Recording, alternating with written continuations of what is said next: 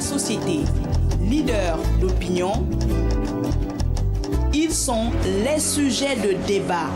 La cité bouge. Tous les dimanches, de 9h à 9h55, ils sont appelés au corps de garde par Maël Manomba pour débattre de ce qui fait l'actualité en direct sur Radio Nour 95 FM.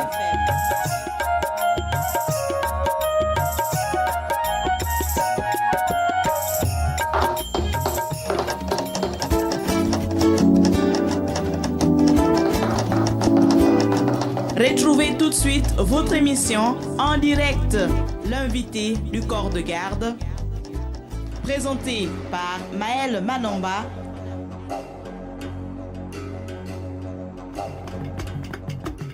Ils sont appelés au corps de garde pour débattre de ce qui fait l'actualité en direct sur Radio Nour 95 FM.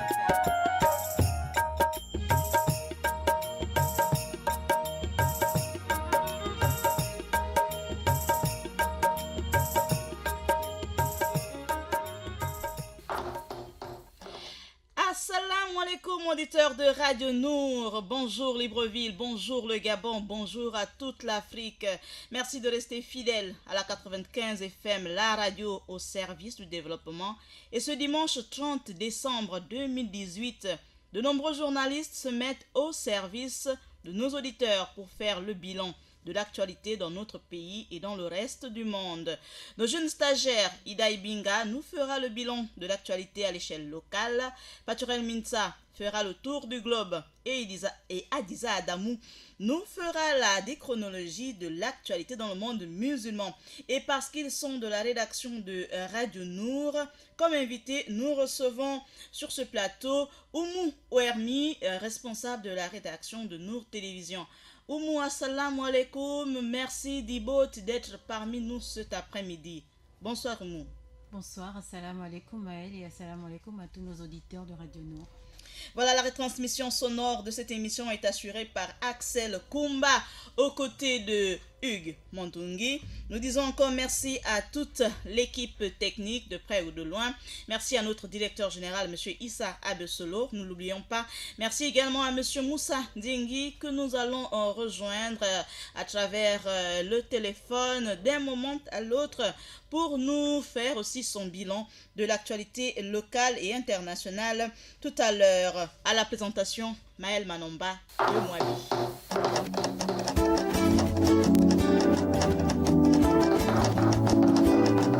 Ils sont acteurs de la société, leaders d'opinion. Ils sont les sujets de débat. La cité bouge.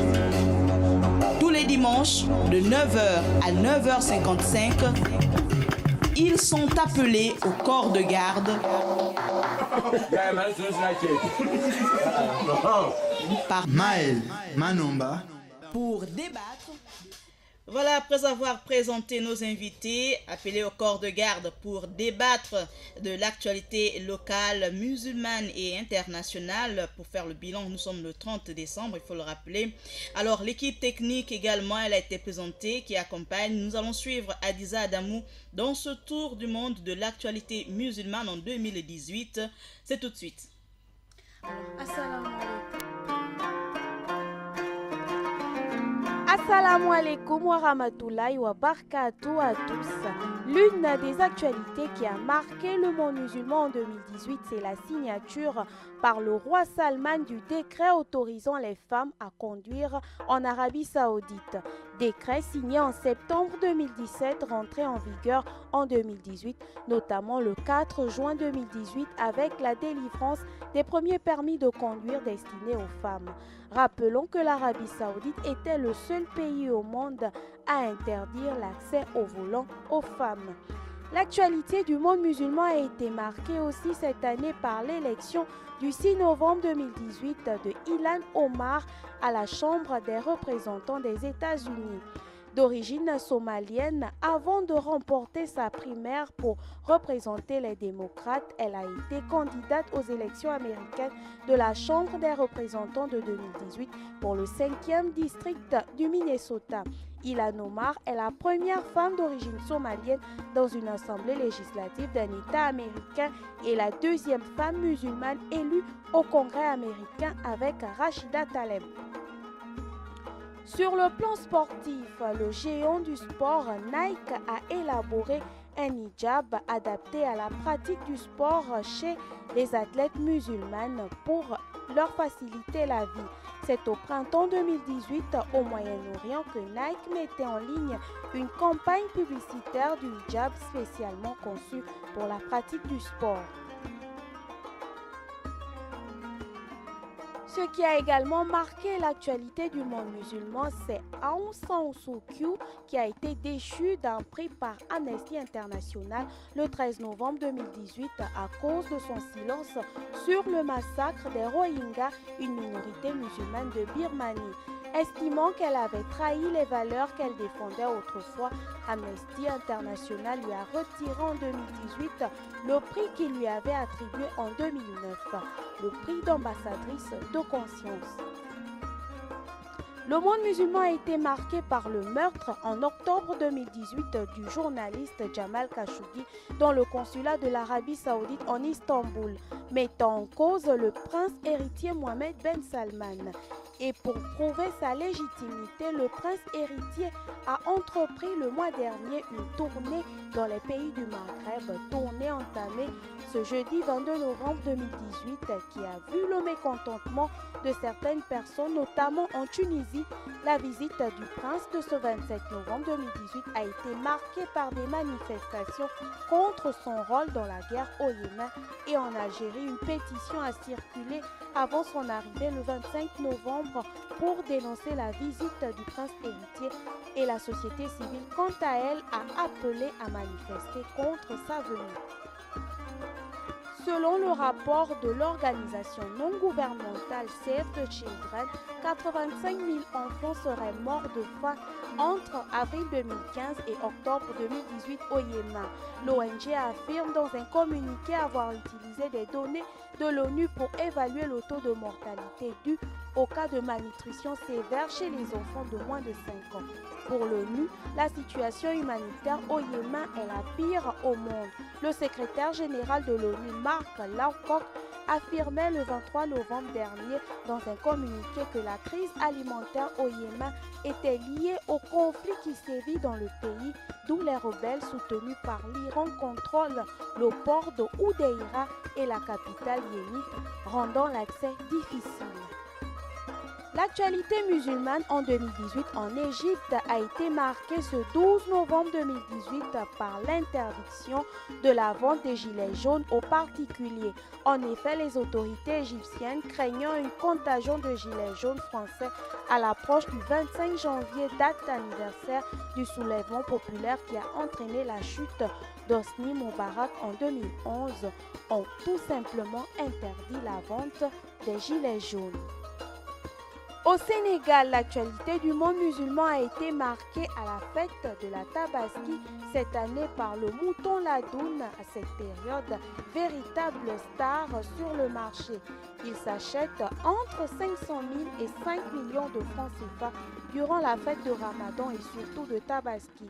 Homme politique, sportif, chef d'entreprise, tout le monde a eu sa part de mouton Ladoun 2018. Et on termine ce récapitulatif de l'actualité musulmane au Gabon. Au Gabon, l'actualité du monde musulman en 2018, c'est la construction du lycée islamique de Port-Gentil, du CES privé islamique de Mouila par le Conseil supérieur des affaires islamiques du Gabon et de l'ouverture du dit lycée islamique de Port-Gentil pour l'année académique 2018-2019 et tout récemment dans le 3e arrondissement de Libreville de l'ouverture très prochaine de l'Institut islamique. Voilà ce qui a fait l'actualité du monde musulman en 2018.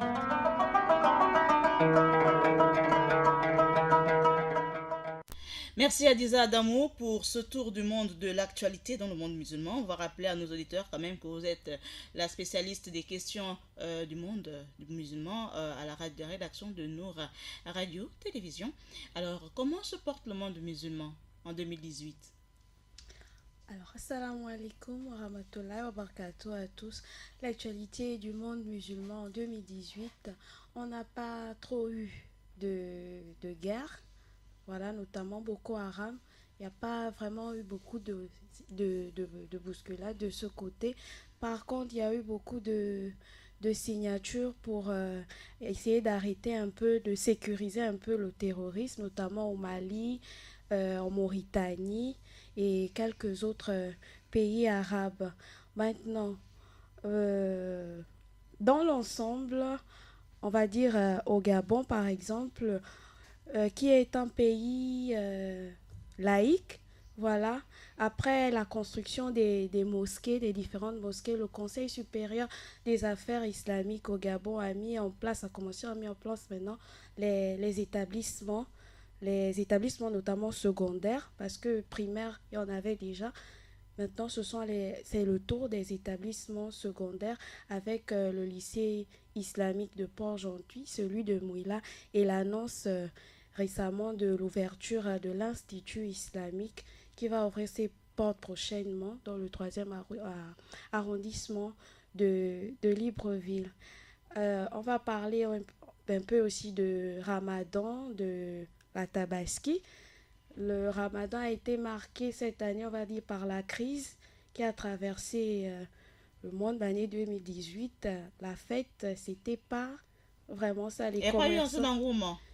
Il n'y a pas eu vraiment d'engouement à cause de la crise. Il y a eu, mais pas comme l'année précédente. Okay. Voilà. Alors, je vais me retourner du côté de Mou Ouermi. Tu es musulmane. Comment, en tant que responsable de la rédaction de Nour Télévision, comment vous avez traité tout au long de l'année 2018 qui s'achève dans moins de 48 heures, comment vous avez traité les sujets relatifs au monde musulman? Alors, merci de me passer la parole. Mais moi, je veux dire simplement qu'on l'a traité comme toute bonne rédaction. Peut-être un peu plus parce que nous, on est à connotation religieuse. Donc, Adiza a fait le récap un peu de ce qui a marqué l'actualité musulmane. Mais moi, je reste spécifiquement marquée par la nouvelle vision en fait, du Conseil supérieur des affaires islamiques. Quelle est cette nouvelle vision en 2018? On était beaucoup plus penché sur la construction justement des mosquées, des infrastructures religieuses. Mais aujourd'hui, on s'oriente un peu plus vers l'éducation. Montrer aussi que la communauté musulmane a un intérêt pour l'essor en fait éducatif de la population gabonaise, de l'élite gabonaise. On veut former et on ne se focalise plus seulement sur la religion. Et ces établissements-là sont ouverts à toutes les confessions religieuses. Je suis moi-même, permettez de le dire, un produit du lycée Mohamed Arissani pour avoir fait ma seconde et ma première scientifique. Voilà, donc effectivement. Oui, autre chose certainement à ajouter par rapport au bilan de l'année 2018 dans le monde musulman, à la fois sur le plan local d'abord, ensuite à l'international. Peut-être se satisfaire du fait qu'il n'y ait pas eu trop de turbulences dans la communauté musulmane, parce que vous savez, on a souvent du mal à en parler parce que ça nous met un peu mal à l'aise, on est concerné du fait que on assimile la religion peut-être à toutes ces barbaries qui se passent avec notamment ces groupes terroristes. Mais Dieu merci, cette année, on en parle un peu moins. Mais il y a toujours ce travail-là d'emmener les gens à comprendre qu'en fait, l'islam, ce n'est pas cette barbarie-là. Ça n'a rien à voir avec la religion. On ne va pas oublier quand même l'affaire du village artisanal. Voilà, l'affaire du village artisanal. Comment a été traité ce sujet au sein de votre rédaction? On l'a traité avec un peu de pincette parce que il fallait faire comprendre aux gens que ce n'était pas un acte qui a été posé par un musulman, c'était quelqu'un qui était révolté seulement de voir une situation bien précise et qu'il ne fallait pas l'assimiler justement à l'appartenance à un groupe terroriste. Parce qu'il y avait un peu de peur en se disant que est-ce que le Gabon est finalement envahi aussi par des terroristes, peut-être comme Boko Haram ou comme Al-Qaïda, mais non, il fallait simplement les emmener à comprendre que c'est quelqu'un qui veut dénoncer une situation qu'il vit, un ras-le-bol et qui a voulu s'exprimer comme ça et attirer l'attention peut-être des autorités Et Dieu merci, tout est rentré Dieu dans merci, l'ordre, tout le est marché est réouvert, l'espace commercial est réouvert. Rappelons aussi, Oumou, que la communauté musulmane, notamment par le canal du Conseil supérieur des affaires islamiques, a condamné cet acte. Justement, pour se dédouaner, pour dire que non, on ne reconnaît pas ça et qu'on est contre ça.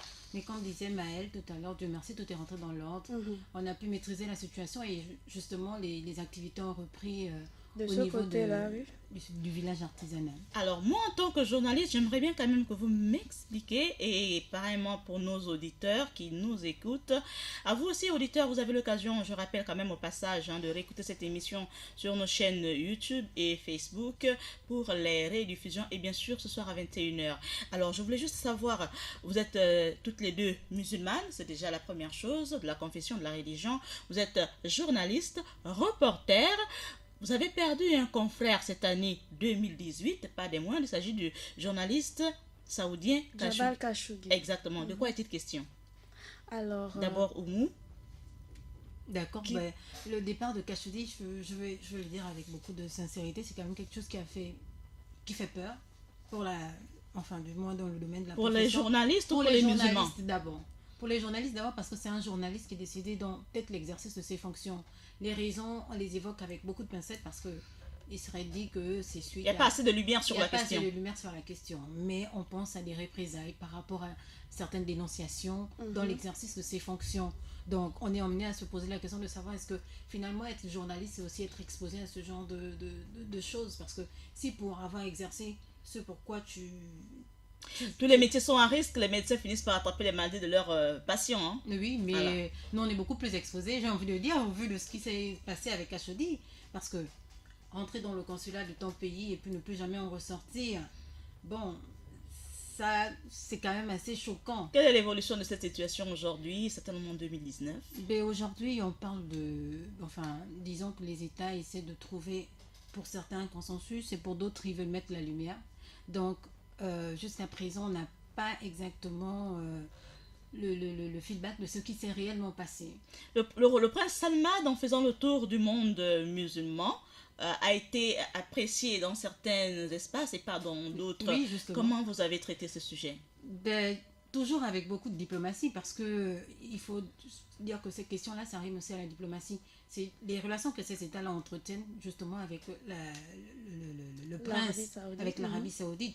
Parce que dans les pays où il a été désavoué, c'est pas forcément par les autorités de ce pays, c'est plutôt par des associations, par des membres de la société civile qui estiment que voilà quelqu'un qui aurait commis un acte entre griffes, parce que jusqu'à présent il n'y a pas eu de lumière, on ne sait pas exactement s'il était commanditaire de cet acte, mais eux ils estiment qu'il est forcément relié à ce qui s'est passé et qu'il ne devrait pas être accueilli mais plutôt poursuivi. Donc c'est la diplomatie qui prévaut, mais on observe encore au regard de l'affaire Khashoggi, en tant que journaliste reporter, Madame Hadiza Adamou, fière, heureuse, sans regret d'être journaliste reporter.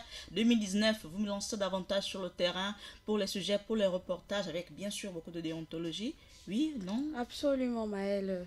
C'est vrai que ça fait peur, ça fait réfléchir quand même, mais ça ne m'effraie pas, ça me limite pas à ce que je n'aille pas sur le terrain, ou bien que je ne continue pas ce que j'ai commencé. Je prends juste acte que le journaliste peut être une menace pour les autorités, par exemple. Madame Oumou?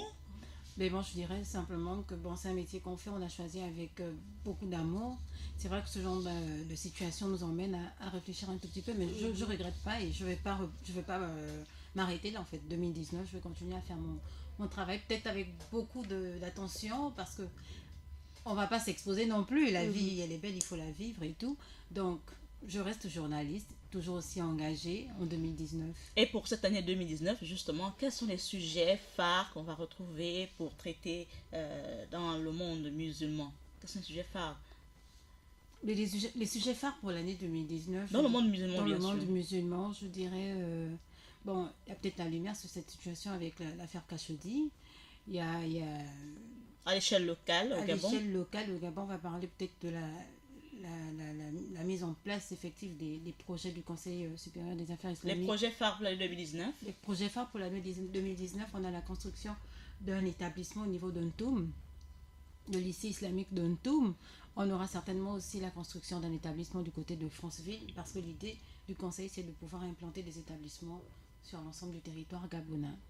Et l'ouverture très prochaine de l'Institut islamique.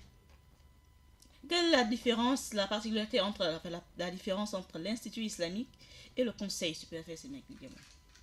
La différence entre L'Institut islamique et le Conseil supérieur des islamiques.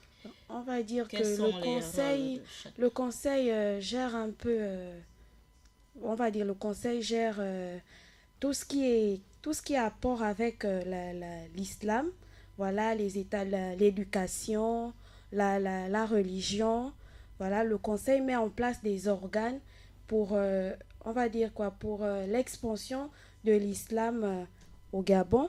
Maintenant, l'institut, c'est pour apprendre. C'est pour apprendre par exemple le Coran, pour apprendre sur sa religion, la vie du prophète, ses femmes et consorts. Mais juste le conseil, lui, il est là juste pour mettre des organes en place pour faciliter. Voilà. De la communauté musulmane, et il est là en tant que back-office et il veille justement à ce que tout se la passe communauté bien. s'organise mieux dans les différents domaines que nous connaissons déjà. On va dire merci à Adiza Adamou, notre spécialiste, on l'a bien vu, des questions musulmanes à l'échelle locale et internationale. C'était Adiza Adamou, on a écouté le reportage tout à l'heure. Encore merci Adiza Adamou, nous allons te raccompagner et on va tout de suite écouter notre reportage.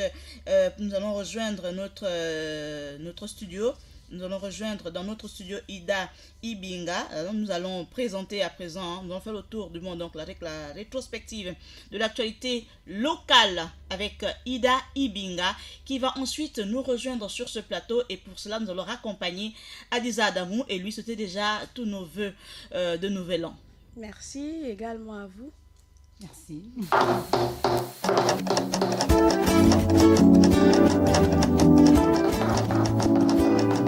Ils sont acteurs de la société, leaders d'opinion.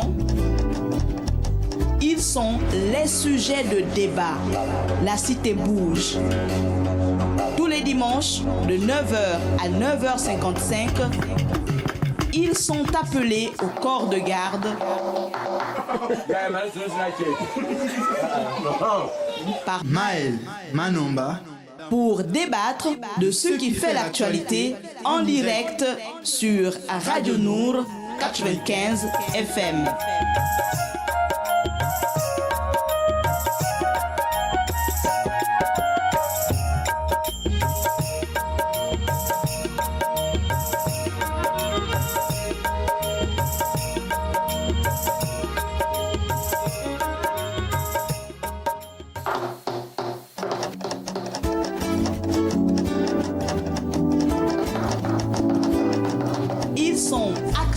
De la société, leader. Juste rappeler à nos auditeurs que nous sommes le 30 décembre 2018. L'année s'achève, plus que, on va dire, moins de 48 heures, donc juste le 31, voilà, moins de 48 heures. Mais avant, nous faisons le bilan sur l'actualité locale, le monde musulman et l'international. Et sur ce plateau, nous recevons Oumou Ouermi, responsable de la rédaction de Nour Télévision. Alors, nous allons à présent faire le tour du monde, de l'actualité, pas le tour du monde, mais plutôt la page locale. Nous allons faire la rétrospective pour faire le tour des 9 provinces de notre pays, le Gabon, avec Ida Ibinga.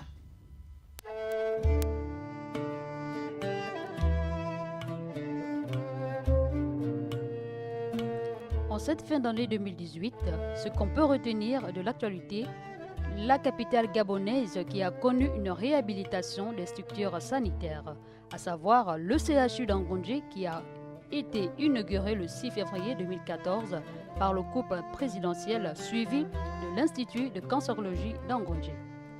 Le CHU de Vendo a été inauguré quant à lui le 8 juillet 2016 par le chef de l'État, son Excellence Ali Bongo Ondimba. Le 13 décembre 2017, le chef de l'État a amélioré les plateaux techniques avec des équipements de pointe. La Fondation Jeanne Ebori, érigée en CHU Fondation Jeanne Ebori, sera pleinement opérationnelle en janvier 2019. L'hôpital pédiatrie de Vendo connaît quant à lui une réhabilitation à ce jour. Le CHU d'Angonjo s'est mué en hôpital d'instruction des armées d'Akanda et été officiellement rendu le lundi 7 mai 2018. Continuons avec l'actualité toujours sur le plan local avec le Gabon qui a connu pour la première fois une élection jumelée législative locale qui s'est tenue du 13 au 27 octobre dernier. Les résultats définitifs ont été annoncés le 27 décembre 2018 par la présidente de la Cour constitutionnelle. On peut enregistrer la victoire du parti au pouvoir, le PDG, avec 98 sièges, suivi de l'opposition avec 24. L'inauguration du nouveau port d'Ovendo s'est effectuée le samedi 14 octobre 2018. Il aura fallu en tout 181 millions de francs CFA et 18 mois. Un délai extrêmement rapide auquel 2000 ouvriers pour moderniser ce port d'Ovendo. Partenariat public-privé inédit noué entre les entreprises internationales du groupe Olam International qui incarne la nouvelle génération de partenaires Afrique Finance Corporation a donné naissance à un nouvel opérateur J16 port qui sera le gestionnaire du port d'Ovendo. Le secteur de l'éducation n'a pas connu de perturbations cette année 2018, avec les résultats enregistrés au BPC, avec un taux de réussite de 57,49% sur l'étendue nationale, avec une action de 12,46% par rapport à l'année dernière qui s'élevait à 69,95%. Le baccalauréat 2018, quant à lui, a enregistré 4 890 inscrits et 2 232 admis, soit un total de 45,65% pour l'enseignement technique. L'enseignement général inscrit 23 342, admis 14 196, soit un total de 61,92%. L'amélioration des travaux sur la nationale 1, nous avons le lancement des tronçons PK5, PK12, 2 fois 2 voies, le tronçon Ovendo à l'aéroport également 2 fois 2 voies, les réformes de l'État. À travers le discours à la nation du 31 décembre 2014, le chef de l'État avait rappelé au gouvernement la nécessité de mener à bien ce projet de réforme. Ali Akbar Onangayobege, ministre de la fonction publique, de la modernisation du service public chargé de la réforme de l'État, émet ce projet tel qu'il suit. Le nouveau système de rémunération des agents publics de l'État, programme de départ volontaire de retraite anticipée des agents de l'État. Le ministre de la fonction publique, Ali Akbar Onangayobege, a annoncé le pointage quotidien des agents de l'État dès le mercredi 1er octobre 2018.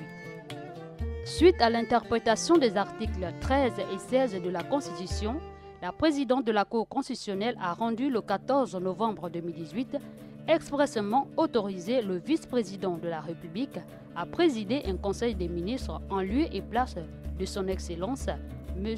Ali Bongo Ondimba, hospitalisé depuis le 24 octobre 2018 en Arabie Saoudite. De ce fait, le vice-président de la République, Pierre Claver Maga Moussavou, a présidé un conseil des ministres le vendredi 16 novembre 2018 au palais de la présidence de la République. Pour fermer cette page locale, l'opposition demande au chef du gouvernement, Emmanuel Joseph Bondé, d'expliquer l'absence du chef de l'État, qui se trouve aujourd'hui en convalescence au Maroc. Voici les temps forts de l'actualité dans notre pays en 2018.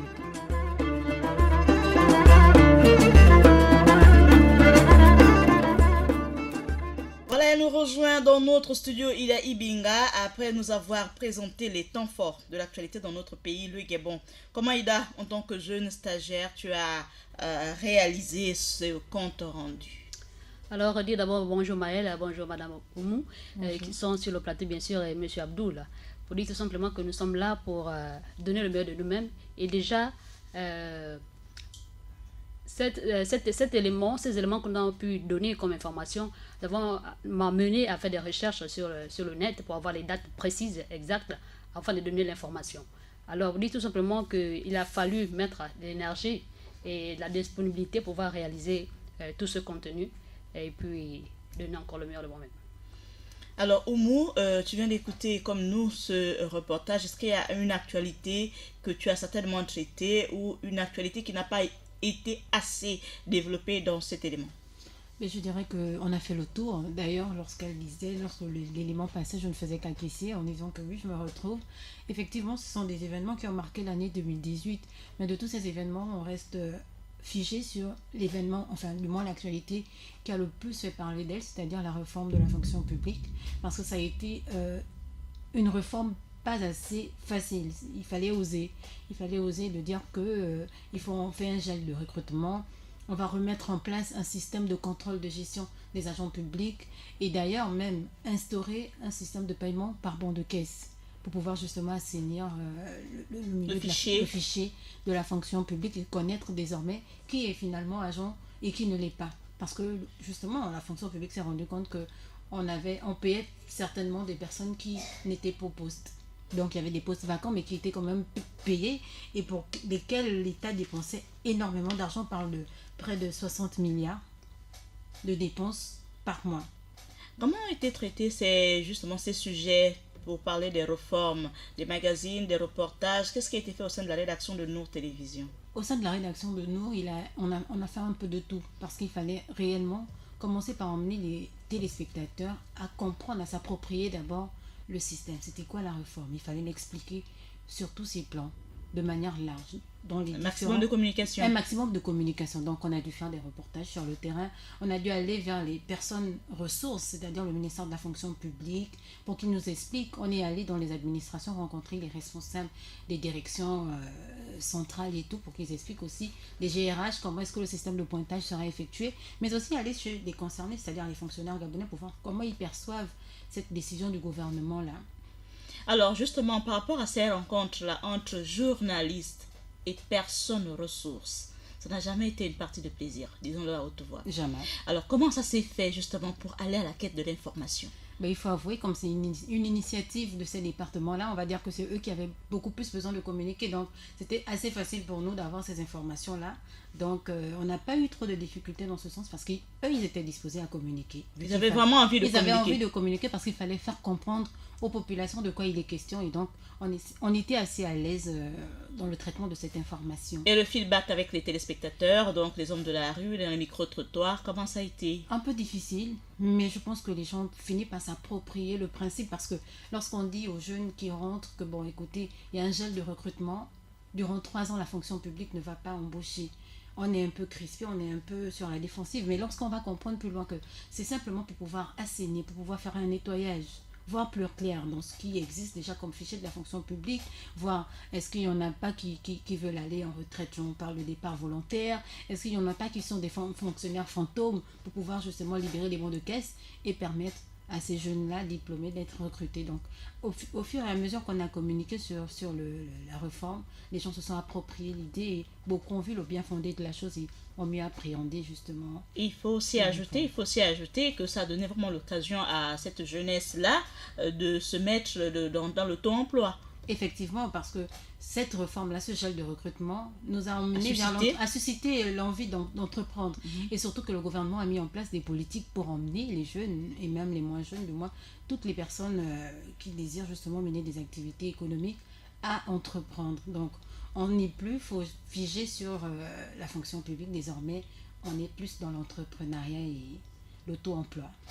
Alors, on va marquer une pause parce qu'il est 16h50 à Libreville. C'est la même heure à Mouabi et dans le reste du Gabon. On va marquer une pause pour laisser à nos partenaires l'occasion d'écouter que nous communiquons bien sur leurs annonces.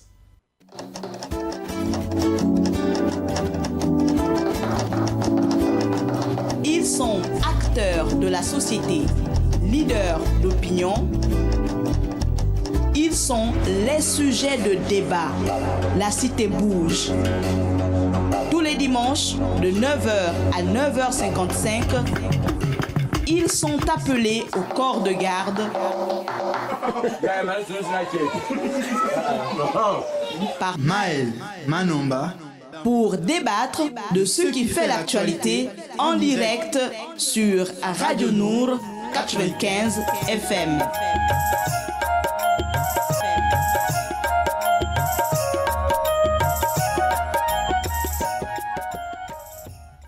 Ils assurent brièvement, avec beaucoup de technicité la technique. Il s'agit d'Axel Kumba et de Hugues Mandungi. Merci encore. Et du côté du corps de garde, les dames sont bien là. Il s'agit de Ouermi et Ida Ibinga. Bien sûr, vous reconnaissez la voix bantou. C'est celle de Maël Manomba. Et aujourd'hui, dans l'invité du corps de garde, numéro spécial, dernier numéro de l'année 2018, pour faire le bilan de l'actualité. Nous allons poursuivre cette deuxième partie de notre émission spéciale pour poursuivre avec l'actualité locale. Alors, juste savoir, madame, je vais te tutoyer, tu es ma consoeur. Alors, Oumou Ouermi, quels sont les sujets qui ont suscité les débats sur le plan local au sein de ta rédaction? Bien, tout à l'heure, on a parlé de la réforme, mais on a oublié de mentionner aussi qu'il y avait eu un événement majeur, notamment la toute première du genre, donc l'organisation des élections couplées législatives et locales tout à 2018, donc qui ont assez bousculé la sphère politique, et justement toutes les rédactions ont été consignées, sollicitées par l'AC, une Nobel, qui a désigné en fait des journalistes de toutes les rédactions afin de mettre en place une rédaction commune où il y aurait un peu de tout le monde, c'est-à-dire la presse publique comme la presse privée. Donc durant près d'un mois, on a accompagné les hommes politiques dans les coins et recoins à la conquête de ces voix-là pour arriver justement à ce résultat qu'on a eu officiellement le 28 dernier avec la présence de la Cour constitutionnelle, résultat qui qualifie le PDG grand vainqueur de ces élections-là. Et donc, au-delà de cette actualité, on a l'accompagnement justement de plusieurs projets au Gabon. On a le plan de relance économique. Nous savons que le pays a traversé une petite période de crise de 2014 à, on va dire, dans les débuts 2016. Une crise qui a été maîtrisée quand même parce qu'on créait déjà l'austérité, heureusement, avec ce dont de plusieurs bailleurs de fonds, notamment la Banque mondiale, le FMI, le Fonds monétaire international, à hauteur de 555 milliards de francs CFA. Le gouvernement a pu maîtriser un peu la petite tension, la crise, et essayer de revoir des politiques pour amener le Gabon à un niveau économique assez stable. Peut-être pas celui qu'on a connu, parce qu'on parle toujours de difficultés financières en ce moment, mais quand même atteindre un stade assez stable pour qu'on ne crée pas l'austérité. Donc ce sont ces activités-là qui ont quand même assez marqué l'actualité de manière générale. Une actualité a attiré mon attention, a retenu mon attention cette année 2018 à l'échelle locale. C'est l'émission spéciale Face à la nation du chef de l'État gabonais. Et je vous propose d'écouter un extrait si Axel Kumba est prêt.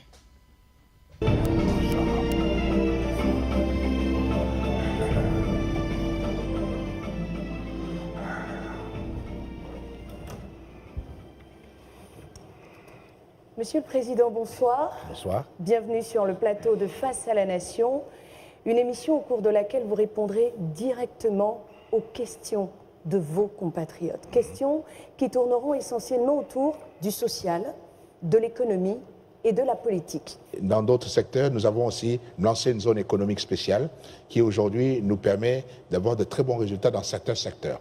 Le secteur du bois a déjà créé 10 000 emplois. Bon, aujourd'hui, nous connaissons un certain nombre de succès, notamment dans le cadre de la transformation. Dans la transformation de nos produits. Bon, et avec maintenant une plus grande participation au niveau des investissements directs étrangers. Peut-être que les Gabonais ne le perçoivent pas directement.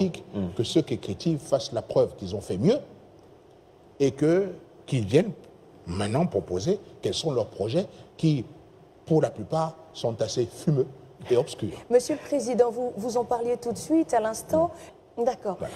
Monsieur le Président, nous sommes malheureusement arrivés au terme de cette émission. 90 minutes ne suffisent pas pour passer en revue toutes les préoccupations de vos compatriotes, mais vous avez tenu à répondre directement à leurs questions. Monsieur le Président, au sortir de ces échanges, les Gabonais ont envie de savoir de quoi demain sera fait. Ce d'autant plus, Monsieur le Président, qu'une sagesse africaine dit ceci: on ne conduit le peuple qu'en lui montrant un avenir.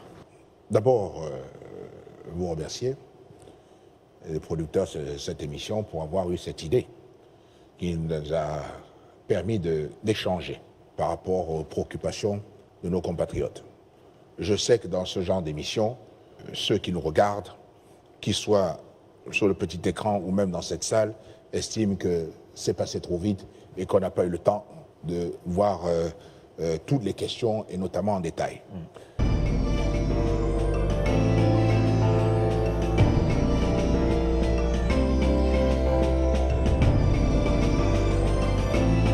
Voilà, c'est passé trop vite. Mes émissions avaient 5 ans, 90 minutes.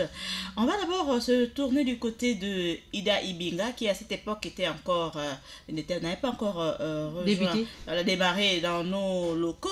Alors, tu es à l'époque téléspectatrice et tu regardes ce programme comme beaucoup de Gabonais. Quels ont été tes sentiments? Dire simplement que c'était déjà, c'est pas donné, hein, c'est pas tous les jours qu'on écoute le président parler. Déjà, tout le monde est branché devant son poste téléviseur pour pouvoir capter l'essentiel de ce message, de ce qui va être fait, de ce qui a été dit. Et puis, pourquoi pas rentrer directement, voir les fruits, parce qu'on parle, mais il faut aussi poser les actes. Alors, à cette époque, le discours, quand le communiqué passe, l'annonce passe, le chef de l'État va s'exprimer, émission spéciale face à la nation gabonaise. Il y a eu une grande communication autour. Quelle a été la réaction? Envie d'écouter, envie de regarder, envie de voir quoi? Le décor, le plateau, quoi? Le contenu? Qu'est-ce qui avait été le plus intéressant? Alors, ce qui était intéressant pour moi, c'est tout simplement le contenu, parce que déjà, on parle, mais ce qui est dit, il y a des mots qui captent notre attention. Alors pour moi, c'est le contenu qui a été plus touchant par rapport à... À cette époque encore, permet que au moins on va la charger un peu, parce qu'à l'époque, elle n'est pas encore journaliste. Oui. Alors, quand on est téléspectateur, on ne regarde pas la télévision, du moins sur le journal, tout ce qui est comme actualité, tout ce qui est l'actualité, on ne regarde pas comme quelqu'un du métier. D'accord. Quel regard, avec quel regard tu portais à cet élément ce jour-là, cette émission spéciale? Alors pour moi, je disais simplement que c'est vrai, il a parlé, mais j'aimerais voir du concret. Alors aujourd'hui, désormais, de l'autre côté de la glace, donc aujourd'hui désormais journaliste, comment tu regardes cet élément? On va parler de cet extrait qu'on vient seulement d'écouter. Alors pour dire simplement que cet extrait... Quelle analyse tu fais de cet extrait? Alors, dit simplement que le président de la République a parlé avec son cœur. Il a donné son impression et ce qu'il aimerait faire avec cette population que nous sommes aujourd'hui. Donc, déjà, encourager l'acte qui a été posé. Et pourquoi pas féliciter ici pour nous dire tout simplement que nous sommes là pour recevoir ou encore pour récolter les résultats, encore les fruits de ce qui a été fait et ce qui a été dit. Oumou, en tant que journaliste, une rédaction elle est là, il y a une équipe, il y a ce grand magazine qui va être diffusé en direct. Comment vous avez vécu ces moments, ce direct-là? Alors c'était très important pour nous parce qu'il faut dire en amont que c'était la première fois que le président de la République donnait l'occasion aux Gabonais où qu'ils se trouvent de pouvoir s'adresser directement à lui. Et donc chacun a pu... selon sa sensibilité ou selon ses préoccupations, poser une question au chef de l'État et espérer avoir un droit de réponse. Donc c'était ça l'exercice ce jour-là. Il n'était pas question pour les hommes des médias de poser à eux les questions, mais non, il était question pour le Gabonais lambda, pour les téléspectateurs, ceux qui n'ont pas l'occasion d'échanger directement avec l'autorité, de poser les questions qui les concernent directement. Et donc nous, cette activité, on l'a couvert avec beaucoup d'enthousiasme parce qu'on était curieux de découvrir déjà quelles sont les préoccupations des Gabonais. Parce qu'on est souvent confronté à cette difficulté selon laquelle on est sur le terrain. Lorsque tu vas interviewer quelqu'un dans la rue, ils sont sceptiques. C'est généralement des réponses non mais ça ne sert à rien qu'on parle parce que ce ne sera pas relayé. Ce qu'on pense ne va jamais arriver où on le souhaite. Mais là, ils avaient l'occasion de s'adresser directement au président de la République. Et donc, je pense qu'ils ont pu, eux, percevoir, avoir une réponse ou des éléments de réponse par rapport à leurs différentes préoccupations. Et nous, avec beaucoup de plaisir, on a relayé cette information. On a décortiqué les différents aspects parce qu'il y avait le plan économique, politique et social qui ont été développés. Donc, ça fait des dossiers de décryptage. On s'est intéressé à ce qui avait été posé comme question, mais surtout les éléments de réponse et les possibilités de la mise en application justement de toutes ces promesses-là que le chef d'État a faites en direct ce jour-là face à la nation gabonaise. Quelques suggestions quand même? quelques suggestions. Par rapport à la forme et au fond. Mais par rapport à la forme, je pense qu'on aurait voulu qu'il y ait plus d'interactivité.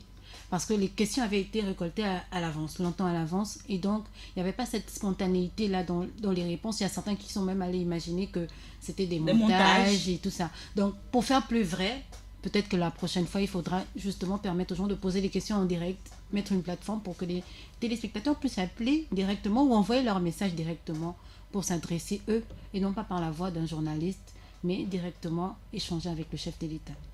Certainement, au sortir de cette expérience-là, d'autres projets au niveau de la rédaction de Nour Télévision pour l'année 2019 qui démarre? D'autres projets pour la rédaction de Nour, ce serait beaucoup plus communiquer, avoir la facilité d'accès à l'information, parce qu'on reste encore bloqué sur ces personnes ressources-là qui ne sont pas, je vous en parlais tout à l'heure, qui ne sont pas toujours ouvertes à nous. Mais nous, on aimerait édifier davantage, éduquer, enseigner, et avoir les bonnes informations, donc avoir les concernés directement pour pouvoir mieux communiquer et mieux informer nos téléspectateurs.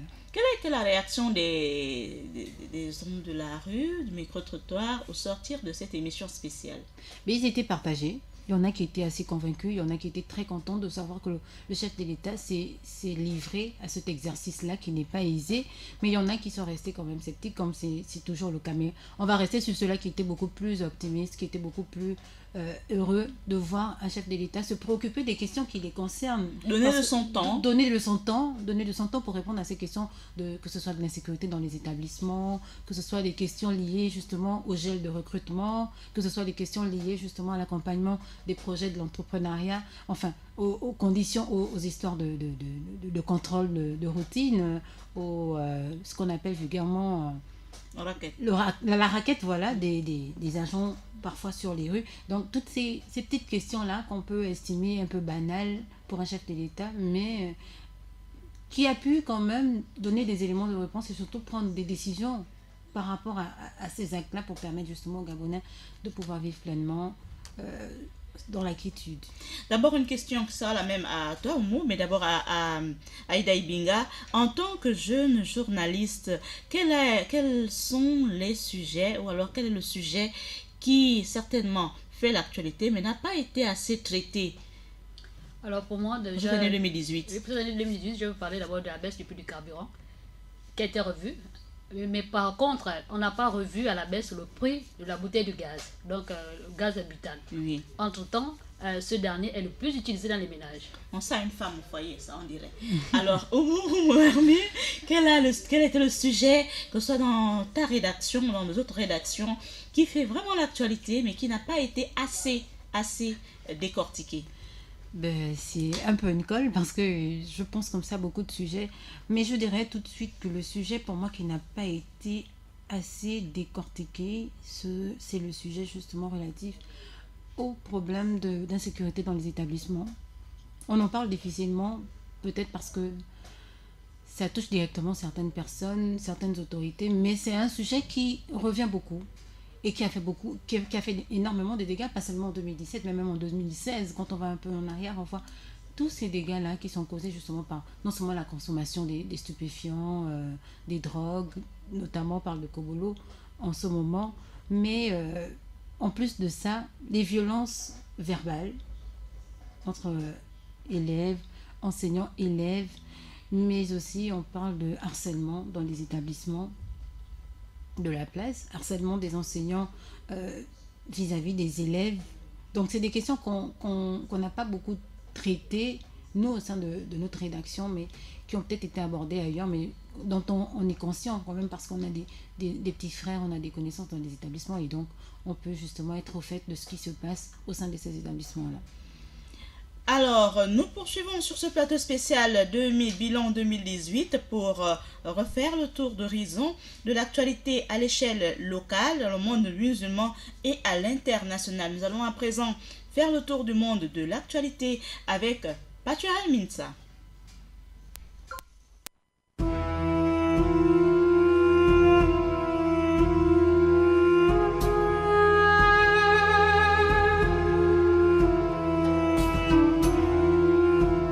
Démarrons notre rétrospective de l'actualité 2018 à travers le monde avec la présidentielle au Cameroun. Paul Biya a été réélu pour un 8e mandat avec 71,28% des suffrages, selon le Conseil constitutionnel du Cameroun proclamé le 22 octobre dernier. C'est également avec cet esprit qu'un calme inquiétant souffle à Kinshasa, la capitale congolaise, où la campagne a été suspendue comme dans le reste du pays. Les populations attendent et redoutent les scrutins prévus le 30 décembre de l'année en cours. Toujours en Afrique, la Tunisie au cœur des violentes manifestations après l'acte de désespoir d'un journaliste, Abdel Razak, âgé de 32 ans, s'est suicidé pour protester contre la dégradation de la situation politique, économique et le chômage dans les régions de Kasserine. Tandis qu'au Maroc, plus de 350 migrants secourus au large du pays venant pour la plupart d'Afrique subsaharienne, les hommes, les enfants, les femmes, aidés par la marine marocaine, tentaient d'atteindre l'Espagne. Dans le reste du monde, la COP24 à Pologne, c'est à Katowice, une ville de la Pologne où le président polonais Andrzej Duda a signifié le refus d'abandonner le charbon, or noir de la région. Il déclarait « Le charbon est notre ressource stratégique. Selon les experts, il serait très difficile d'abandonner totalement cette ressource, grâce à laquelle nous avons une souveraineté énergétique assurée. La souveraineté énergétique ici est la priorité, une position qui continue à alimenter les débats. » L'organisation des JO, les JO à Pyongyang en février, en Corée du Nord. Les JO d'hiver se sont déroulés le 9 au 25 février en Corée du Nord à Pyongyang, une ville élue depuis le 6 juillet 2011 en Afrique du Sud. Lors de la 123e session du Comité international olympique, ces Jeux sont marqués par la participation de la Corée du Nord et les relations entre les deux Corées. Coupe du monde en Russie.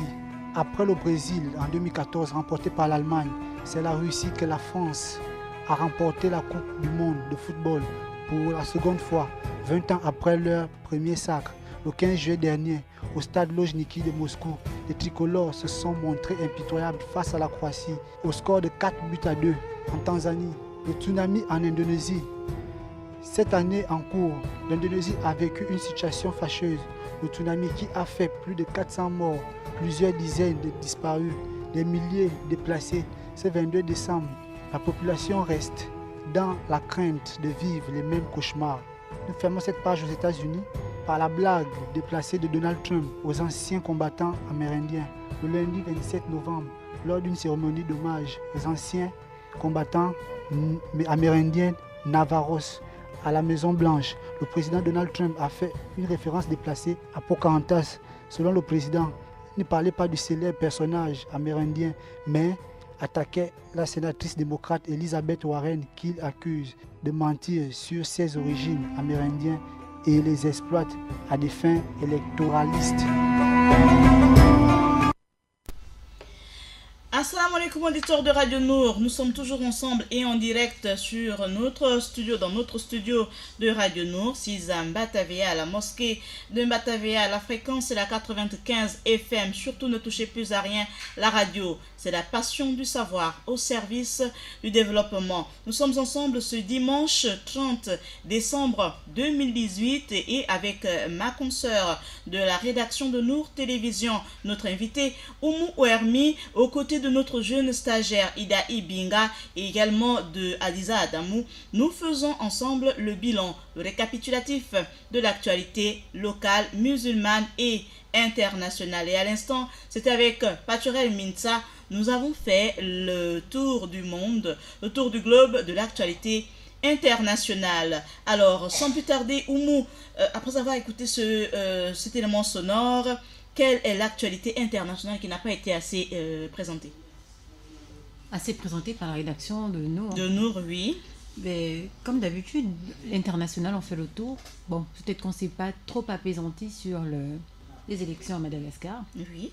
Parce que ces élections ont quand même suscité beaucoup de discussions. Oui. Vu la stature des deux candidats. Les deux candidats ex-chefs de l'État. Ex-chefs de l'État. Qui reviennent au pouvoir. Et comme en Afrique. Voilà. C'est un peu le même scénario. On assiste au même scénario on n'invente rien, c'est la même chose qui se répète. Et donc au-delà de cette activité-là, on peut parler aussi de ces élections au Cameroun qui sont quand même passées de manière un peu survolée. Oui, et si tu permets, c'est un peu le petit élément sonore qu'on va écouter en dernier. Si la technique, elle est prête, et je l'ai réservée justement pour en parler. Classement des candidats par ordre de suffrage obtenu. 1. Paul Biya, parti politique RDPC, suffrage obtenu 2 521 934, pourcentage 71,28%. Kamto Maurice, MRC, 503 384 suffrages, 14,23%. Libi Lingenge Gabral, l'univers, 221 995, 6,28%. Aussi Josias, Nambangi, SDF, 118 706, 3,35%.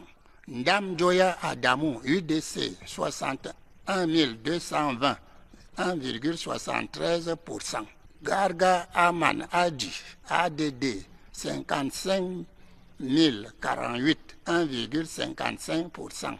Ndifor Afani Franklin, 23 687, 0,67%. Matomba Serge Espoir Puse, 19 704, 0,56%. Mounakere Taben, FFPED, 12 262, 0,35%. Est ainsi proclamé élu président de la République comme ayant obtenu la majorité des suffrages exprimés, le candidat Biya Paul.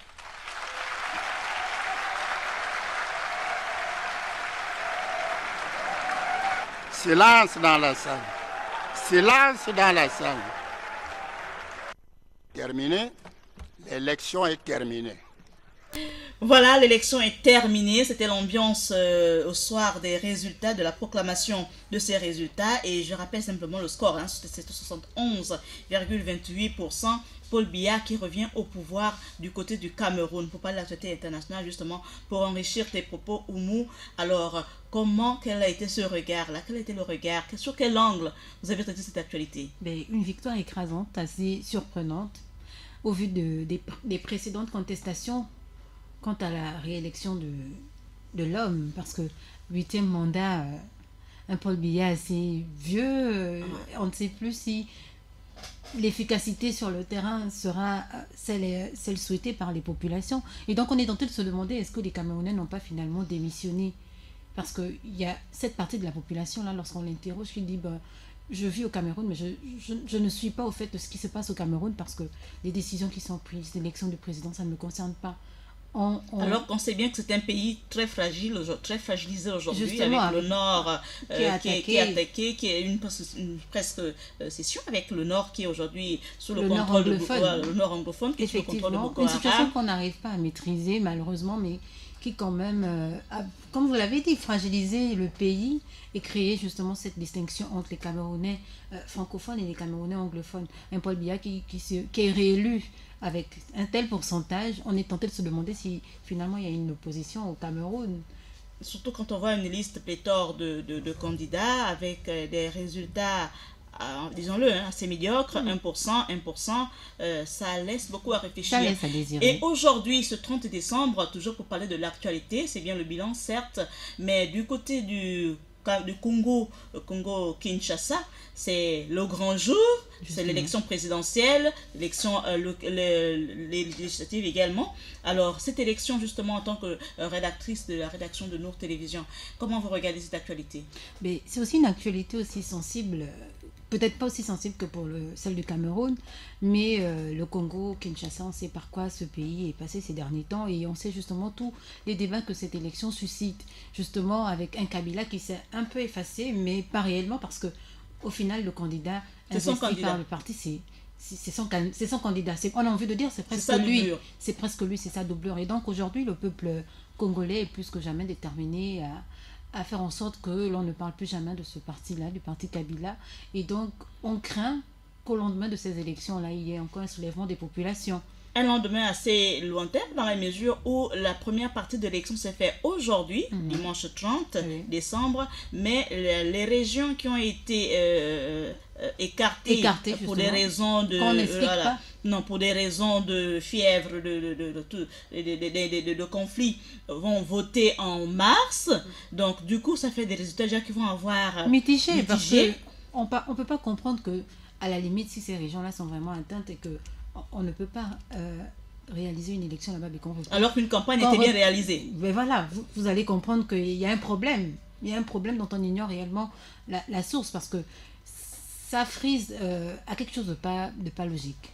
Quelque chose de pas logique, parce qu'il n'y a pas de raison qu'on tienne une élection, qu'on organise un vote pour une certaine région et qu'on retire des régions pour les propulser à mars. Mars, c'est quand même assez loin. Et donc, ces populations-là expriment leur mécontentement, ils expriment leur ras-le-bol. Et voilà pourquoi je disais tantôt que les lendemains ne sont pas très, très certains, parce que ces populations-là sont révoltées et elles sont prêtes justement au pire. Nous parlons toujours de l'actualité à l'échelle internationale. Cette fois-ci, cette actualité n'a pas été assez développée dans l'élément que nous avons écouté tout à l'heure. Il s'agit du mouvement des Gilets jaunes en France. Comment vous avez traité ce sujet quand on sait que nous avons aussi eu ce mouvement qui a connu une sorte d'extension sur toute la planète. On a vu en Algérie, en Allemagne d'abord, le 25 novembre. Il faut rappeler à nos auditeurs des 95 FM que le mouvement des Gilets jaunes, c'est un mouvement de protestation qui est apparu en France en octobre 2018, donc en octobre cette année, et au sein de l'Union européenne, le prix du diesel a augmenté à en moyenne 12,7% entre le 1er janvier et le 22 octobre, et par la suite, la plus grande particularité, c'est l'augmentation de 14,4% en Belgique et de 16,5% en Allemagne. Donc en Allemagne, c'était le 25 novembre qu'il y a eu le soulèvement. En Belgique, en Bulgarie, en Irlande, la liste elle est vraiment longue. En Afrique aussi également, en Algérie, au Burkina Faso. Burkina Faso, c'était le 26 novembre. Environ 3000 personnes qui ont manifesté à Ouagadougou contre la hausse du prix du carburant. Et une particularité, donc une partie des manifestants ont utilisé une chemise rouge à la place du gilet jaune. Même ici à Libreville, de passage au niveau du ministère des Finances, en face de l'hôpital général de Libreville, l'ancien hôpital général, il y avait aussi un petit mouvement là, tous en gilet jaune. Comment a été traitée cette actualité à l'échelle locale? D'autres l'ont appelé fièvre jaune. Il faut dire que ce mouvement-là, parti de la France, a boosté d'autres évolutions ailleurs. Et c'est d'autant plus la raison pour laquelle beaucoup ont opté justement pour cette même couleur de gilet, pour dire que ça a vraiment eu un impact au niveau de la France. Et donc peut-être que si on emmenait le même concept aussi dans nos pays d'Afrique subsaharienne, ça aurait aussi le même impact. Assez surprenant, parce que un pays comme la France qui n'a pas su maîtriser un tel soulèvement en plusieurs jours, on s'est posé des questions, parce que généralement la France c'est un mouvement 1-2 jours et puis le 3e jour le mouvement est maîtrisé. Mais là cette fois-ci les gilets jaunes étaient plus déterminés, ils sont d'ailleurs plus déterminés que jamais, et le mouvement perdure parce qu'ils revendiquent des choses dont ils veulent avoir des résultats immédiats. Alors, moi, je veux bien qu'on revienne sur le continent noir pour parler toujours de l'actualité internationale. Après des semaines de tractations et de réunions, le chef de l'État, emprunté par des scandales de corruption, il s'agit de l'Afrique du Sud, a finalement cédé aux pressions de son parti à l'âge de 75 ans. Avec 5 épouses et moins d'une vingtaine d'enfants, et un train de vie qu'aucun retraité ne peut se permettre, Jacob Zuma a bien démissionné de l'Afrique du Sud, poussé par l'ANC. Comment a été regardé ce sujet? D'abord à Ida Ibinga, en tant que jeune stagiaire, l'Afrique du Sud, le pays de Nelson Mandela, le pays d'arc-en-ciel. Jacob Zuma, président de la République, l'homme fort de l'ANC jusqu'à une époque, et qui démissionne après plusieurs tractations et affaires de corruption. Alors, dire déjà tout simplement que Jacob Zuma n'a pas su relayer la déposition de Nelson Mandela, parce que Nelson Mandela a impacté son pays par les actes de l'apartheid, et déjà il a gouverné cette nation et a décidé de laisser la place aux autres afin de pouvoir gérer le pays. Alors dit déjà que le fait de se lancer dans la corruption, c'est pas du tout normal, et déjà dire qu'il a d'un côté pénalisé déjà son pays, oui, son parti d'abord, et puis la population, parce que déjà les ressources ne sont pas équitablement partagées, et puis quelque part la population a le droit de pouvoir revendiquer ce qui appartient. Mais simplement rajouter en disant que Jacob Zuma était lui-même victime de sa politique parce qu'il avait été impulsé par une certaine vision. C'était la vision de Nelson Mandela. Nelson Mandela qui aujourd'hui pour les Sud-Africains était devenu la personne ressource, presque un dieu, on a envie de dire. Mais là, celui-là, il s'est donné dans des travers qui malheureusement dont il paye aujourd'hui les prix. Et d'ailleurs, il a été désavoué même par ses confrères de l'ANC qui n'avaient plus d'arguments pour pouvoir le soutenir au vu de tout ce qui avait été officialisé comme scandale et tout ce qui était désormais prouvé sur les malversations justement de l'homme politique et justement ses alliances avec certains États dont le trafic d'armes, le trafic de stupéfiants et autres. Restons à l'international, puisque c'est le cas, mais sur le continent noir, pour parler du sport. C'est vrai que nous ne sommes pas des dames très sportives, je viens de le constater, mais quand même parlons un peu du sport. Quel bilan vous faites de l'actualité sportive à l'échelle internationale, quand on sait par exemple, pour parler du Cameroun, qu'on vient de lui retirer l'organisation de la Coupe d'Afrique des Nations? Une décision qui fait très mal pour le Cameroun et surtout pour les hommes d'affaires camerounais, qui avaient déjà initié un certain nombre de projets au vu justement de l'organisation de la future CAN dans leur pays. Malheureusement, ils se voient retirer cette organisation pour faute d'infrastructures. Et d'insécurité. Et d'insécurité. On parle beaucoup de terrorisme, Boko Haram qui sévit dans cette région-là. Et donc, on n'a pas voulu risquer la vie de ces personnes-là qui iraient justement regarder la CAN, mais aussi de ces équipes-là qui devaient se rendre au niveau du Cameroun. Donc, ça a pénalisé les hommes d'affaires, ça a pénalisé tout le pays, qui s'est vu arracher cette organisation-là justement à quelques mois seulement de la tenue de cette grande compétition africaine. Alors, c'est tellement juste pour ajouter, Oumou, à l'échelle africaine, sur le continent noir, du côté de l'Afrique de l'Ouest, quelle a été l'actualité internationale à retenir pour l'année 2018? Alors, au niveau de l'Afrique de l'Ouest, on parle beaucoup de mouvements au niveau du Togo, des mouvements politiques, avec ce soulèvement de population qui demande le départ du président de la République du Togo. On parle aussi justement de cet essor économique au niveau de la Côte d'Ivoire, de ce grand essor économique justement impulsé par le chef de l'État. Et on parle aussi de comment je vais passer mon expression en fait, la libération de Laurent Gbagbo. Oui, qui n'a pas beaucoup fait couler d'encre. Qui n'a pas beaucoup fait couler d'encre. On se pose encore la question de savoir pourquoi. Est-ce que finalement c'est une décision qui n'est pas actée ou est-ce que c'est peut-être on a mis la charrue avant les bœufs, peut-être que l'information est partie avant que réellement la décision ne soit libérée.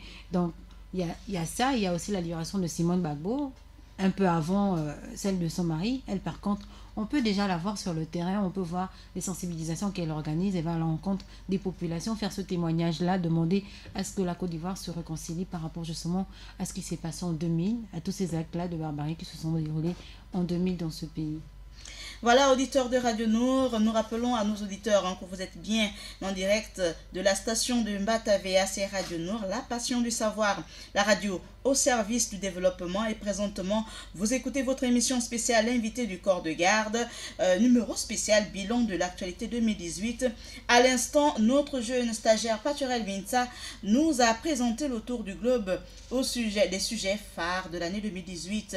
Alors, juste pour rappeler à nos auditeurs, vous pouvez réécouter cette émission à 21h dans le cadre de bien sûr la rediffusion et également sur nos chaînes YouTube et Facebook.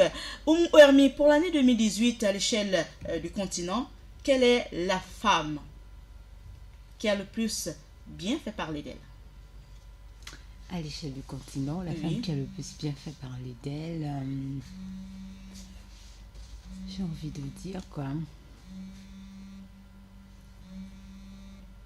Alors, on va envoyer la question tout de suite à Aïda Ibinga, le temps que Oumou réfléchisse. Je réfléchis. Alors, moi, je parlerai tout simplement du cas du Gabon, hein, si on peut parler. Oui, c'est le continent. Voilà. La paix des 1001, qui fait parler d'elle avec tous ces trophées-là qu'elle a récoltés. Madame Nicolas Sélé. Nicolas Sélé, pour tout simplement remercier les efforts fournis par rapport à son association, son groupe. Et déjà les efforts qui sont fournis par rapport à l'activité qu'elle mène au sein de sa structure. Quel est le sujet? Oui, vas-y. Mais pour rester toujours au Gabon, je peux ajouter justement le prix qu'a reçu le maire de Libreville, Madame Oussouka, au Maroc.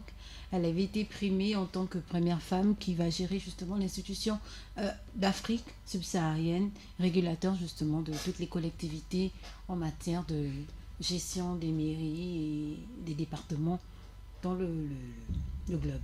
Avec l'espoir que ce prix, que cette dame suscite beaucoup d'admiration auprès de la jeune gente féminine.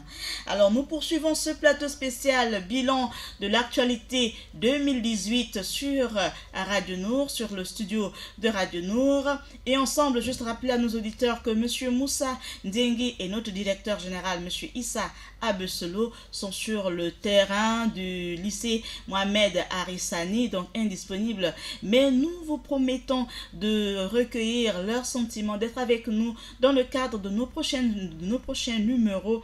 Nous leur envoyons un grand Assalamu alaikum. Alors nous poursuivons cette émission spéciale bilan de l'actualité 2018 sur la planète, toujours pour parler de l'actualité du côté des États-Unis. Quels ont été les temps forts? Alors du côté des États-Unis, de l'Amérique de manière générale, donc le continent américain, on a le Canada, les États-Unis et l'Amérique latine. Mais c'est toujours ces décisions du président Trump qui ne cessent de repulser des populations qui viennent justement des pays voisins, en mettant justement des garde-fous interdisant l'accès justement à ces populations-là, ces populations justement de l'Amérique latine. On parle aussi de cette volonté de retirer le droit du sol aux États-Unis. Le président américain estime que désormais, plus personne n'a le droit de bénéficier de ce droit du sol-là, parce que certainement, selon son analyse, beaucoup viendraient aux États-Unis accoucher simplement pour bénéficier du droit du sol, et c'est ces personnes-là, selon lui, qui serait justement responsable de tout ce qu'il y a comme délinquance ou comme mauvais comportement dans son pays. Et donc ce n'est pas le fait justement des Américains eux-mêmes. Donc il y a ça. Au-delà de ça, il y a... On peut parler de la fusillade aussi. En 2018, les États-Unis n'ont pas connu plus de 4 jours sans fusillade de masse. Fusillade de masse, on a ces échanges-là assez barbares entre les policiers et justement les Noirs. On peut aussi parler de l'incendie en Californie. Ouais, un nouveau bilan qui a fait près de 76 morts, un bilan de l'incendie qui a ravagé le nord de la Californie. Effectivement. Alors, nous poursuivons ce plateau spécial juste pour rappeler que dans moins de 15 minutes, nous allons mettre un terme. Il est 17h38 à Libreville. C'est la même heure à Mouila et à Mouabi. Donc, on va dire que c'est la même heure aussi à Akieni. On va envoyer un grand assalamu alaikum à tous les habitants d'Akieni, de passage à Libreville. On va aussi en profiter pour faire un grand assalamu alaikum à tous les ressortissants de Ndjolé. Voilà, tous les habitants de Ndjolé, à tous aussi. Assalamu alaikum, on n'oublie pas à ceux qui sont de passage à Lambaréné. Alors, juste pour poursuivre cette émission, Oumou Hermi, pour l'année 2018, quel est le sujet que tu as traité avec beaucoup plus d'engouement? Pour l'année 2018, je veux dire que le sujet que j'ai traité avec beaucoup plus d'engouement, c'était des sujets relatifs... Sujet qui t'a, comme je dis souvent sur le plateau, qui t'a allumé. Oui, c'était des sujets justement relatifs à ces projets agricoles, au développement du domaine agricole. Parce que... L'agricultrice? Pas vraiment, mais de parents agriculteurs. Et il faut dire que désormais, le gouvernement a décidé de développer ce domaine-là. Le retour à la terre. Le retour à la terre. Le projet Graine. Le projet Graine. Et surtout aussi dans la politique d'incitation à l'entrepreneuriat. Parce que c'est un domaine assez négligé, mais qui est assez dense et qui est assez riche. Et surtout que le Gabon rêve d'atteindre l'autosuffisance alimentaire. Donc, il faut encourager les jeunes, il faut encourager les populations à retourner à la terre pour justement atteindre cette autosuffisance alimentaire. Et donc, il y a toutes ces politiques qui accompagnent ces campagnes de sensibilisation. Il y a tous ces fonds qui sont alloués par plusieurs fonds, le Fonds monétaire international, la Banque mondiale, pour emmener ces populations-là vers un essor agricole. Ibda Ibinga, les fake news en 2018, tu as entendu parler. Comment tu définis les fake news? Alors, et surtout que tu es sur WhatsApp, Instagram, Facebook. Alors, dis simplement que les fake news. Les fake news, tout simplement, c'est l'information, hein, la mauvaise information parfois qu'on diffuse. Qui va plus vite que la vraie. Voilà, sur les réseaux, le plus souvent, c'est sur les réseaux sociaux. Parce que là-bas, juste un clic, et puis l'information est partie. Dit tout simplement qu'il faut se méfier quelquefois, hein, pour les journalistes que nous sommes, ou encore futurs journalistes, qu'il faut vraiment avoir le discernement, choisir la bonne graine. Bon, encore que je vais apporter une précision, c'est pas vraiment une affaire de discernement, mais une question de déontologie, de professionnalisme. Tout à fait, alors, Oumou Hermi, alors je parle à ma consoeur Oumou Hermi, en tant que professionnelle de la manipulation de l'information, les fake news. Comment vous gérez les fake news sur nos télévisions? Moi, les fake news, je dirais que ce n'est pas le fait de la corporation. La corporation à proprement dit, parce que vous avez parlé de déontologie, et donc tout journaliste, tout communicateur qui se respecte ne peut pas manipuler les fake news. On va au fait de l'information, on va s'enquérir de la véracité de l'information qu'on a, on va à la source avant de pouvoir publier ou avant de pouvoir s'étendre sur une information. C'est le fait généralement des personnes X qui, sur le fait d'un clic, décident d'envoyer une information comme ça qui est facilement relayée aujourd'hui, parce que c'est généralement sur les réseaux sociaux, et on sait que les réseaux sociaux, ça va très vite. Donc moi, je dis simplement qu'en tant que journaliste, il faut qu'on prenne des choses avec beaucoup de pincettes. Lorsqu'on a des informations, malheureusement, c'est un constat qu'on fait. On a plusieurs groupes, WhatsApp, cercle de la presse et autres, des communicateurs, où sont véhiculés aussi ces fake news-là parfois. Et on est souvent surpris par des réactions des confrères qui accordent souvent du crédit à ces faits-là, sans même pour autant les vérifier. Ou parfois on a une information, mais on s'attarde sur l'information qui n'est pas forcément avérée, parce que c'est peut-être ce que les gens aiment entendre, ou ce que les gens veulent entendre. Donc je pense que nous, notre travail, c'est de donner la bonne information, d'aller vers la bonne information, et emmener nos téléspectateurs, emmener les populations à s'imprégner de la bonne information et leur inculquer aussi cet esprit de discernement-là. Avant de passer à la dernière préoccupation sur mes notes, ce n'est pas une fake news, on va parler quand même de ça aussi, la santé du chef de l'État, son excellence le président Ali Bongo Ondimba. Au niveau de la rédaction de Nour Télévision, quelle information vous donnez aujourd'hui à nos téléspectateurs? Alors l'information que nous donnons aujourd'hui à nos téléspectateurs, Dieu merci, c'est l'information qui est relayée par la présidence de la République, notamment par la voix du porte-parole de la présidence de la République, qui dit qu'aujourd'hui le chef de l'État est en pleine convalescence à Rabat au Maroc, et on a pu justement diffuser sur les antennes de Nour Télévision une vidéo du chef de l'État avec le roi du Maroc premièrement, et puis par la suite avec quelques membres du gouvernement, notamment le vice-président, le premier ministre et la présidente de la Cour constitutionnelle. C'est des vidéos que nous avons diffusées pour rassurer les populations sur l'état de santé du chef de l'État, quand on sait justement tout ce qui a circulé comme fake news, comme... Voilà, avec l'espoir que l'actualité 2019 soit moins infectée par des fake news. Un dernier tour de table pour faire le mot de fin. D'abord, du côté de Ida Ibinga, votre mot de fin. L'année 2019-18 s'achève. 2019, c'est dans moins de 48 heures. Dans moins de 48 heures, on va le dire comme ça. Certainement des vœux, des souhaits, des prières. Alors, dis simplement que mes vœux d'abord, les meilleurs, hein, c'est la santé. Parce que la santé, on ne peut rien faire si nous ne sommes pas en bonne santé. Et déjà que le Dieu Tout-Puissant nous bénisse et qu'il nous couvre de ses grâces, afin que nous allons de l'avant. Et pourquoi pas donner le meilleur de nous-mêmes. Et puis, demander à la population gabonaise de faire moins de bêtises. Et pourquoi pas rentrer dans la nouvelle année avec un esprit positif. Et puis, bannir les mauvais comportements, les mauvaises habitudes, afin de pouvoir émerger. Afin de pouvoir émerger, c'est ce qu'on retient du mot de la fin de Ida Ibinga. Alors, Oumou Hermi, ton mot de fin sur ce plateau, ce studio de Radio Nour. Elle va pas très loin, auditeur, elle va juste traverser le couloir. Elle est avec nous à la télévision, du côté de la télévision de Nour Télévision. Alors, le mot à l'endroit de tes téléspectateurs qui regardent beaucoup Nour Télévision et écoutent beaucoup la radio. Un mot certainement à l'endroit de tous ces auditeurs et tous ces téléspectateurs. D'accord, Maëlle. Au moment où vous me donnez la parole pour mon mot de fin, j'ai une pensée comme ça pour quelqu'un qui est un peu cher à tout le peuple gabonais et qui va certainement prendre un an de plus dans quelques heures. Donc je pense comme ça au défunt président Bongo, qui disait On ne mange pas la paix. La paix est toujours la paix. Parce que dans un pays où il n'y a pas la paix, on ne peut rien faire. On ne peut rien construire. On ne peut rien construire. Et donc, moi, j'avais demandé justement à Dieu pour cette nouvelle année de garder le Gabon dans la paix et d'emmener justement les uns et les autres à se ranger toujours derrière cette paix-là, à être plus objectifs, à éradiquer tous les comportements négatifs, en fait.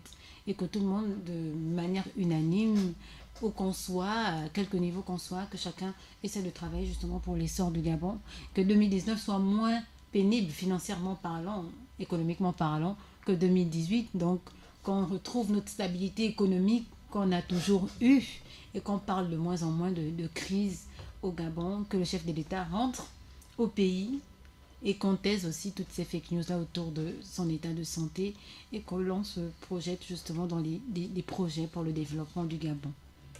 Les projets pour le développement du Gabon pour l'année 2019, c'était le mot de fin d'Oumou Ouermi. Je vais juste rappeler également pour poursuivre dans son propos que la Radio Nour organise depuis ce matin déjà et jusqu'à demain un hommage spécial au chef de l'État défunt, son Excellence El Hadj Omar Bongo Ondimba. En effet, il est né, souvenons-nous toujours, il est né un 30 décembre 1935, c'était à Léouaï. Et aujourd'hui, il aurait eu précisément 83 ans.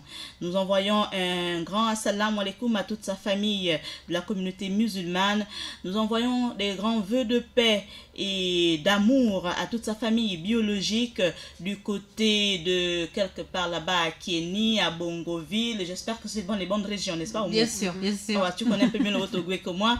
Donc, on envoie des grands assalamu alaikum à toute sa famille biologique, à toute sa famille musulmane, à toute sa famille politique, à tous les camarades. Surtout, n'oubliez pas aujourd'hui, le grand camarade leur adresser une prière.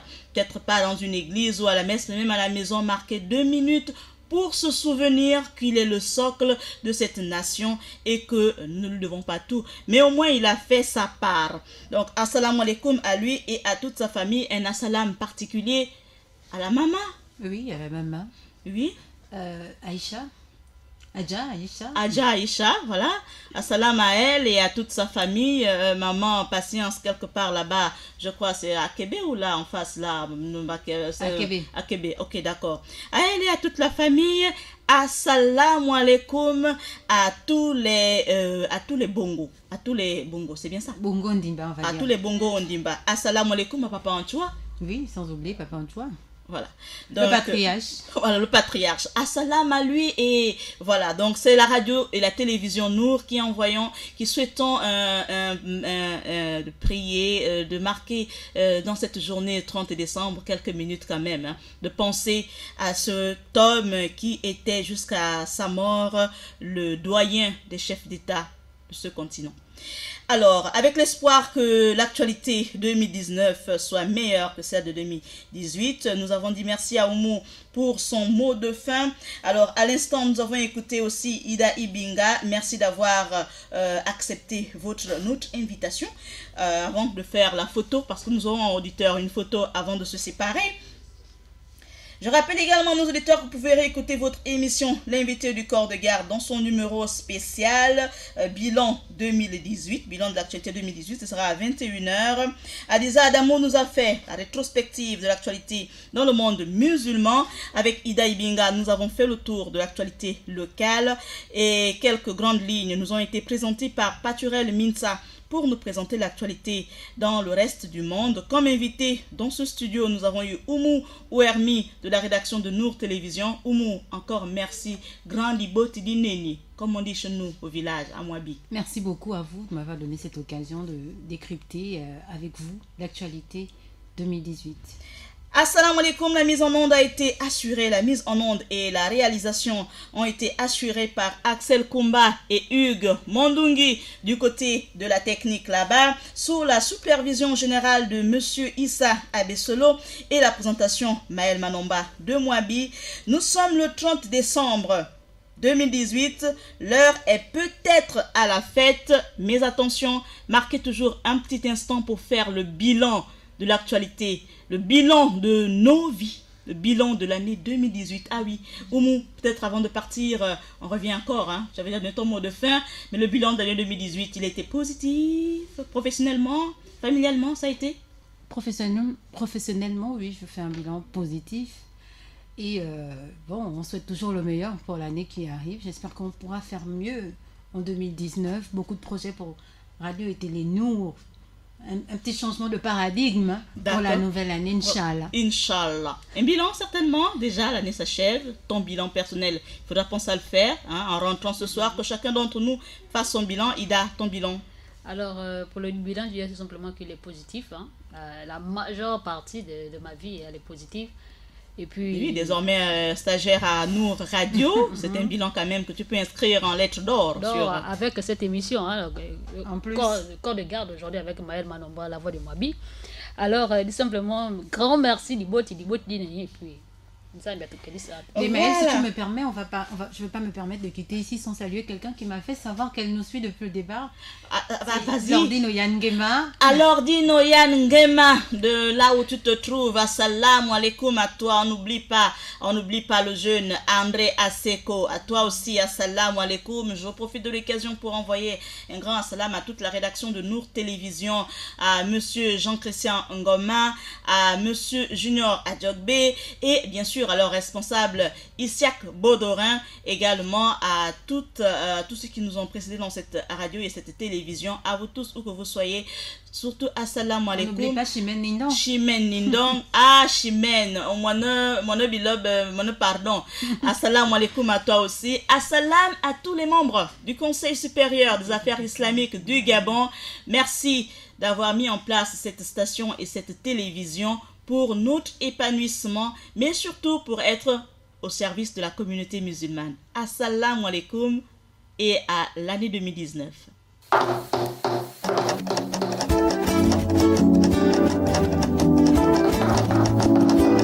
C'était votre émission, l'invité du corps de garde. Présenté par Maël Manomba. Ils sont appelés au corps de garde pour débattre de ce qui fait l'actualité en direct sur Radio Nour 95 FM.